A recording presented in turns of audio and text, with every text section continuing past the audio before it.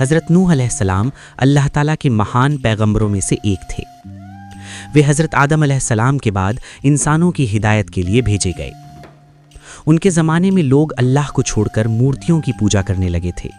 یہ مورتیاں نیک لوگوں کی یاد میں بنائی گئی تھیں جن کے نام تھے ود، سوا، یغوث، یعوق اور نصر۔ لیکن وقت بیتنے کے ساتھ لوگ انہیں ہی معبود ماننے لگے۔ اللہ تعالیٰ نے حضرت نوح علیہ السلام کو حکم دیا کہ وہ اپنی قوم کو صرف ایک اللہ کی عبادت کی دعوت دے اور شرک سے روکیں۔ حضرت نوح علیہ السلام نے اپنی قوم کو دن رات چھپ کر اور کھلے عام سمجھایا۔ انہوں نے کہا کہ اگر تم اللہ کی عبادت کرو گے تو وہ تمہیں معاف کرے گا، بارش دے گا، مال اور اولاد میں بڑھوتری دے گا۔ لیکن ان کی قوم نے ان کی بات نہیں مانی۔ وہ ان کا مذاق اڑاتے، انہیں جھوٹا کہتے اور دھمکیاں دیتے رہے۔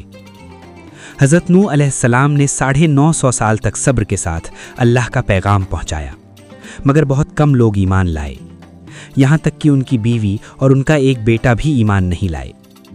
جب قوم نے پوری طرح انکار کر دیا تو نوح علیہ السلام نے اللہ سے دعا کی کہ اب اس ظالم قوم کو ہدایت نہیں ملے گی۔ تب اللہ تعالیٰ نے حضرت نوح علیہ السلام کو ایک بڑی کشتی نوح بنانے کا حکم دیا۔ نوح علیہ السلام ریگستان میں کشتی بنا رہے تھے۔ لوگ انہیں دیکھ کر ہنستے اور کہتے کہ یہ کیسا پیغمبر ہے جو سوکھی زمین پر ناؤ بنا رہا ہے۔ لیکن نوح علیہ السلام صبر کرتے رہے اور اللہ کے حکم پر کام کرتے رہے۔ جب کشتی تیار ہو گئی تو اللہ کا حکم آیا کہ ہر جانور کا ایک ایک جوڑا اور جو لوگ ایمان لائے ہیں انہیں کشتی میں سوار کرا لو۔ تبھی زمین سے پانی کے چشمے پھوٹ پڑے اور آسمان سے زوردار بارش ہونے لگی۔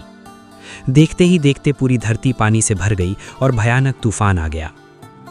حضرت نوح علیہ السلام نے اپنے بیٹے کو پکارا اور کہا کہ کشتی میں سوار ہو جاؤ، لیکن بیٹے نے کہا کہ وہ پہاڑ پر چڑھ کر بچ جائے گا۔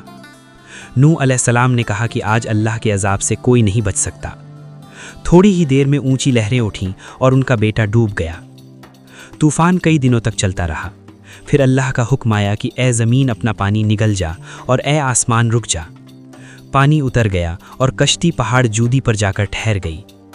نوح علیہ السلام اور ایمان والے لوگ سرکشت باہر نکل آئے۔ نوح علیہ السلام نے اللہ کا شکر ادا کیا۔ اس کے بعد دھرتی پر انسانوں کی نئی شروعات ہوئی۔ اس طرح حضرت نوح علیہ السلام صبر، بھروسے اور سچی دعوت کی ایک بڑی مثال بن گئے۔